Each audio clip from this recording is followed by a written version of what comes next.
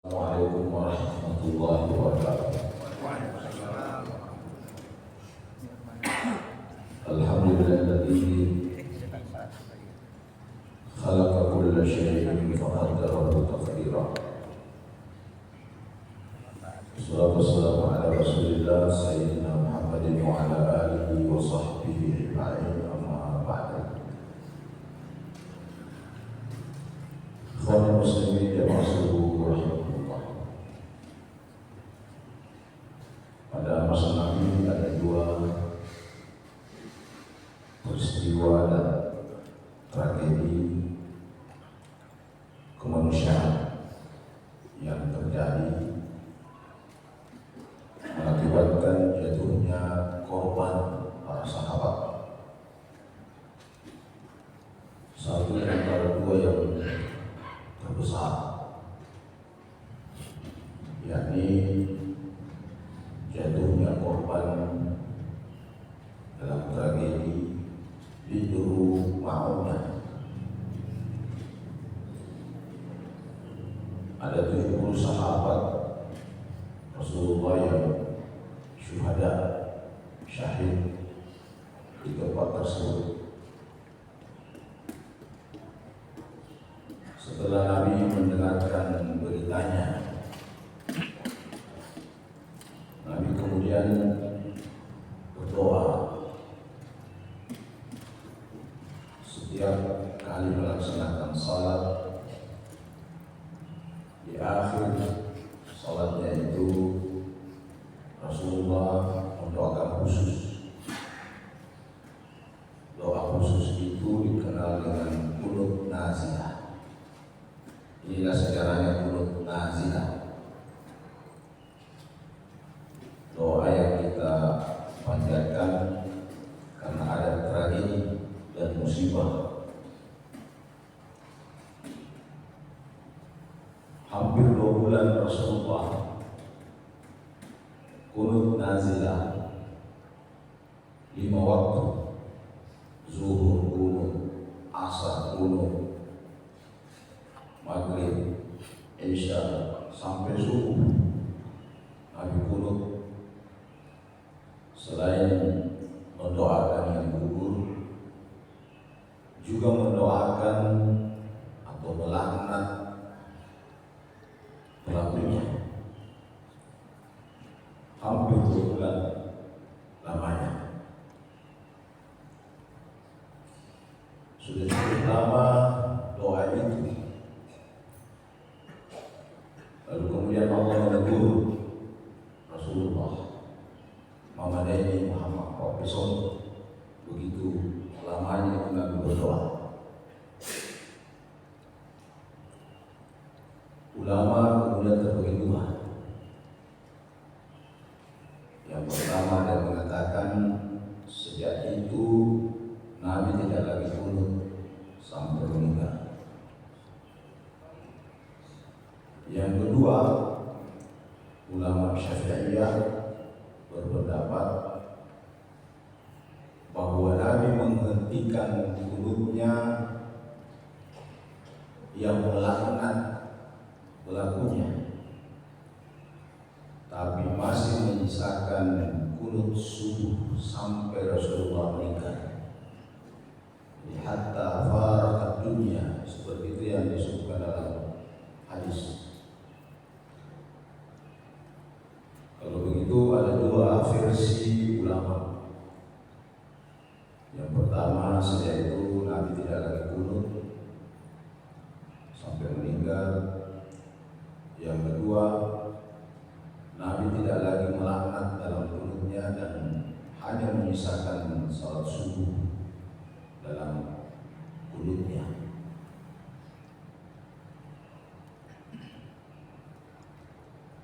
Paling tidak ada dua pandangan ulama yang terkait dengan qunut. Imam Syafi'i misalnya berpendapat bahwa sunnah hukumnya qunut subuh. Tapi Ahmad bin Hanbal, Imam Ahmad bin Hanbal dan beberapa imam lainnya tidak menganjurkan qunut subuh. Cuma bedanya kalau dalam bulan Ramadan, kalau Imam Syafi'i mensunahkan kunut nanti separuh Ramadan di salat witirnya, mulai 15 sampai akhir Ramadan. Itu versi Imam Syafi'i yang kunut subuh. Tapi versi Imam Ahmad bin Hanbal yang banyak diikuti oleh orang Saudi, oleh orang Mekah, tidak kunut subuh, tapi kalau Ramadan biasanya mulai dari malam pertama sampai malam terakhir kunut ketika salat witir. Biasa kalau kita menonton, kita pergi umrah dan bulan Ramadan, di akhir-akhir salat witirnya itu mulai malam pertama, tidak harus menunggu malam 15. Mulai malam pertama nanti sore mani kuno ya, tidak tanggung-tanggung kalau kuno. Kalau kita ini hanya 5 detik, kalau di sana 15 menit. Sama panjangnya kalau kita salat subuh di sini. Begitu panjangnya kunutnya. Jadi ini manipulasi meloki versi Imam Syafi'i kunut hari subuh, tapi biasanya 15 Ramadan baru kunut witir, atau lepas kunut subuh nanti yang pemula malam pertama itu campur kunut ketika melaksanakan witir. Tapi karena sunnah, biar dua-duanya tidak ada dilakukan, tidak masalah. Yaitu kunut subuh, yaitu kunut witir, tidak masalah. Salah sunnahnya, ya tak usah kita permasalahkan ambil kunut, mengikuti kunut, tak usah. Karena itu perbedaan mazhab.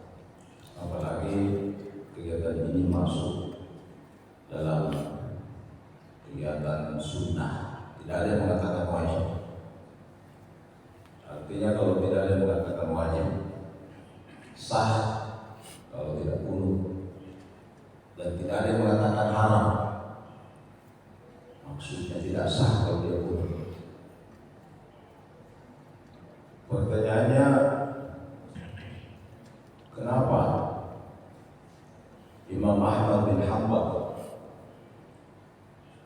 sudah mulai malam pertama witirnya kunut, dan kenapa Imam Syafi'i nanti separuh Ramadan berkunut? Karena hampir ulama-ulama yang versi Syafi'iyah berpendapat bahwa biasanya malam Lailatul Qadar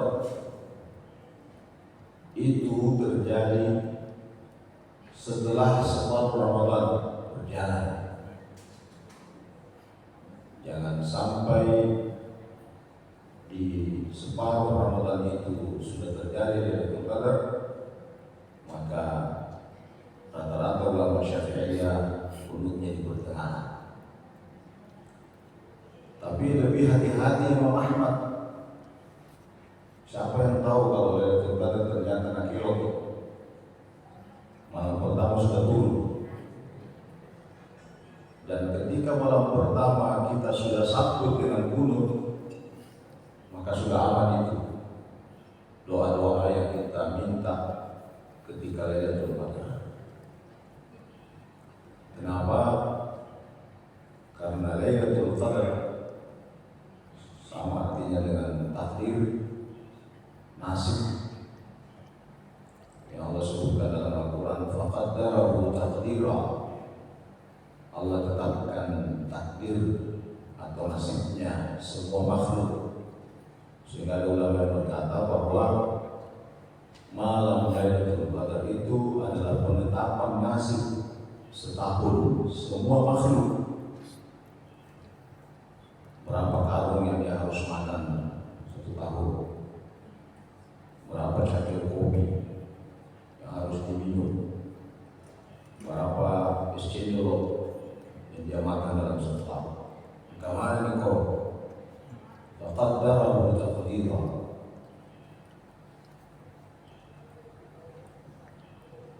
Kalau dalam riwayat hadis disebutkan bahwa nasibnya seseorang itu ada 4 yang ditetapkan sebelum dia lahir. Pertama, usianya, berapa tahun dia hidup. Kemudian yang kedua, rezekinya. Yang ketiga, jodohnya, berapa kali dia kawin. Kemudian yang terakhir adalah nasib baik dan buruknya. Itu takdir Allah, tapi takdir itu dalam ayat yang lain disebutkan yamhullahu ma yasha'u wa yuthbit. Allah bisa hapus dan tetapkan kembali. Jadi itu bisa di-text, bisa diubah. Kalau bahasa undang-undang di-amandemen sesuai dengan kebutuhan dan permohonan. Dan di-amandemen atau diubah itu menurut referensi terjadinya di malam Lailatul Qadar. Itulah sebabnya kenapa ulama mencontohkan di malam-malam Ramadan ada yang kunut, sebab doa kunut itu sangat erat kaitannya dengan nasib. Coba kita lihat terjemahannya. Allahumma hadina, kalau kita banyak, fi man hadait, beri saya petunjuk. Wa afina fi man afait, beri saya kesehatan. Ya kalau misalnya ditakdirkan pengaji keluar masuk rumah sakit 20 kali, tapi ketika dia baca dan diijabah oleh Allah, yang tadinya 20 kali langsung dihilangkan molnya 1, 2 kali masuk rumah sakit. Kenapa? Persis dia baca, diangkat doanya wa'afina fi man afait wa tawallana, kalau sendiri wa tawallani fi man tawallani, angkat derajat dan posisi. Ya, kalau ada Pak Lurah yang sering baca ini, ada Pak Lurah ini? Ada jadi? Yang mudah-mudahan tidak ada. Misalnya kebetulan dia baca wa tawallani fi man tawallai, itu dia baca ketika witir misalnya imam baca itu dan dia terima doanya, Pak Wali langsung bergerak hatinya, langsung dipeto oleh Allah. Dia angkat itu Pak Lurah yang ada di jemaahnya Betul Mukminin jadi cabang. Ya. Apalagi yang kita minta? Wa barik li fima a'tait, berkahi apa yang saya miliki. Kalau kau berikan saya harta, berkahi orang barat. Kalau kau berikan saya suami, berkahi lakiku, sehingga kalau masuk di warkop tidak terlalu lama duduknya. Ada tuh orang duduk di warkop 15 jam duduk secangkir aja minum. Mulai jam 4 sore duduk sampai jam 11 malam. Pas nanti pulang tidur bangun jam 9 kira sampai subuh. Ada barakah lakinya. Ada juga ibu-ibu di sana. Kalau di sini bagus ibunya. Lebih lama pegang HP daripada memasak. Kalau banyak tidak masak, yang penting HP aman. Bapak-bapak lagi berdoa, barik di fima tamaman gitu. Paparan ke IBD, pada rajin mengaji daripada rajin WhatsApp. Paparan ke anakku, paparan ke yang menendang, semua yang saya miliki itu kita. Barik di fima atai. Kalau pas kita baca di malam Ramadan, lalu kemudian Allah mengijabahnya, ya, maka keberkahan turun kepada kita. Kita lagi minta Waqini syarra ma qadait. Jauhkan saya dari takdir yang jelek, ketentuan yang jelek. Itu artinya waqini syarra ma qadait. Jadi karena tadi jodohnya sudah ditentukan. Misalnya Sangkala, contoh nama Sangkala. Ada Sangkala di sini? Tidak ada ya? Tidak datang. Kalau datang kita ganti namanya. Ya, contoh Sangkala. Ini Sangkala ini ditakdirkan tidak kawin-kawin sampai mati. Tapi ketika dia baca doa kencang-kencang doanya waqini syarra ma qadait. Jauhkan saya dari takdir yang jelek. Kan jelek kalau tidak kawin. Lalu kemudian Allah mengganti Sangkala yang tadinya tidak kawin-kawin, Allah ganti menjadi 2 kali kawin sampai mati. Ya. Kencang doanya. Itu dia waqini syarra ma qadait. Lalu kemudian fa innaka taqdi wa la yuqdi. Itu sudah bukan lagi kita bilang amin. Karena bukan permintaan tapi sanjungan. Fa innaka taqdi wa la yuqda alaik. Kalau kita dengarkan suaranya imam, maka kita mengatakan, ya Allah, Kau yang menetapkan, bukan Kau yang ditetapkan. Fa innahu la yadillu man walait. Kau tidak bisa menghinakan orang yang Kau angkat. Wa la ya'izzu man alaik. Kau tidak bisa mengangkat orang yang Kau hinakan. Nah, ketika itu kita bilang ya Allah.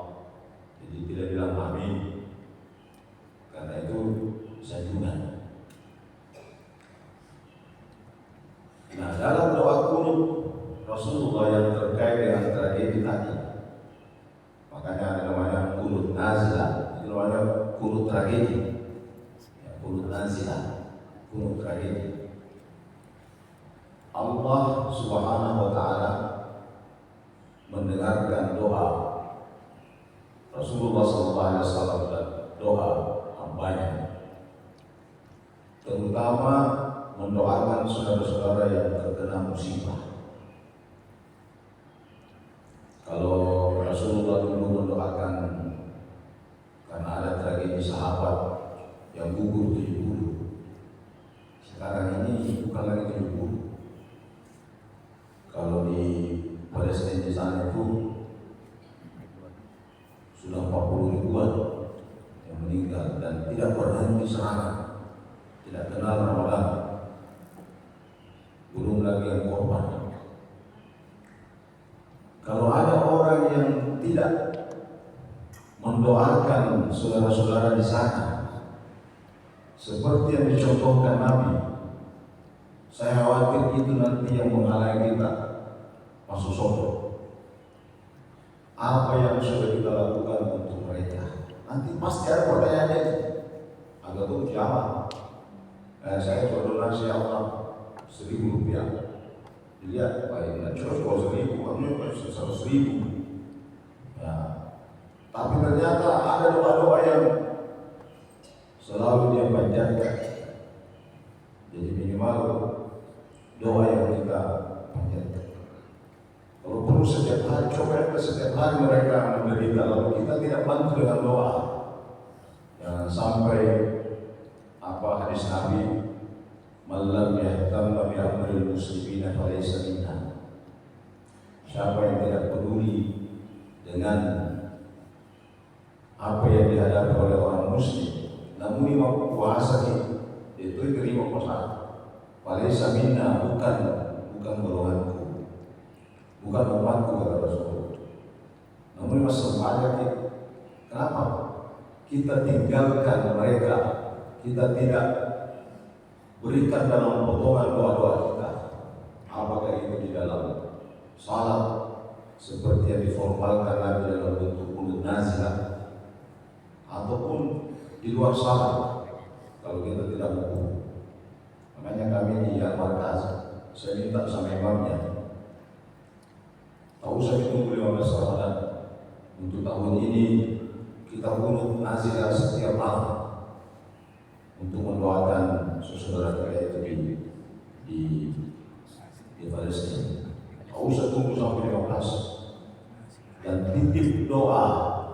seluruh umat Islam bahwa di akhir doa kunut kita itu kita doakan mereka seperti tadi yang kita dengar. Kalau kita tidak tidur tadi sudah dengarkan itu. Allahumma sholli muslimina fi Palestina. Itu minimal ya Allah tolong ya, dengan jeritan hati tolong saudara kami orang Islam yang ada di Palestina. Tolong hentikan perang. Tolong jaga Baitul Maqdis. Itu kita titip. Jadi kalau kita lakukan, insya Allah proses pertanyaan itu pasti akan kita lewati. Tidak mungkin kita pergi berperang ke sana. Jangan sampai kita bilang mau pergi ke sana, belum sampai sudah mati duluan, bikin repot orang Palestina. Ya, ada orang Palestina yang datang imam. Saya tidak tahu ada di sini jadwalnya. Saya sampaikan, bagaimana kalau kau tinggal saja di sini, jadi tenang. Kalau bisa pilih masjid menjadi imam, apa katanya? Lalu kalau saya tinggal di sini, siapa yang membantu saudara-saudara saya? Ya, itulah yang kita minta dalam doa-doa kita. Mudah-mudahan doa-doa yang kita panjatkan itu dijawab oleh Allah Subhanahu wa taala dan wujud bahwa kita betul peduli terhadap mereka sehingga Nabi Muhammad SAW membanggakan kita dengan upaya-upaya minimal doa yang kita lantunkan dalam salat atau salat yang kita lakukan. Mari kita berdoa. Bismillahirrahmanirrahim. Alhamdulillahirabbil alamin wassalatu wassalamu ala rasulillah sayyidina Muhammadin wa ala alihi washabbihi wasallam. Allahumma taqabbal minna innaka antas samiul alim wa tub alaina innaka tawwabur rahim wa ighfir lana innaka tawwabur rahim. Allahumma inna ala dzikrika wa syukrika wa husni ibadatika bi rahmatika ya arhamar rahimin. Rabbana ighfir lana wa li walidina wa li abaina ummahatina wa li asatidina wa jami'il muslimin bi rahmatika ya arhamar rahimin. Allahumma izzil islam wal muslimin wa ahlikil kafarata wal musyrikin wa ahli kalimataka ila yaumiddin. Allahumma ansuril muslimina fi Palestina. Allahumma ansurhum. Allahumma ansuril muslimina fi Gaza wa fi kulli makan. Rabbana atina fid dunya hasanah wa fil akhirati hasanah wa qina adzaban nar. Wa sallallahu alaihi wasallam Muhammad walhamdulillahi rabbil alamin. Al-Fatihah.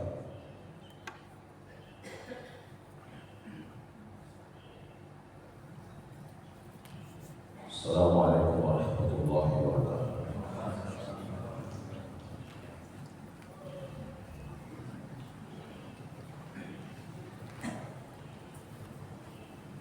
Ya.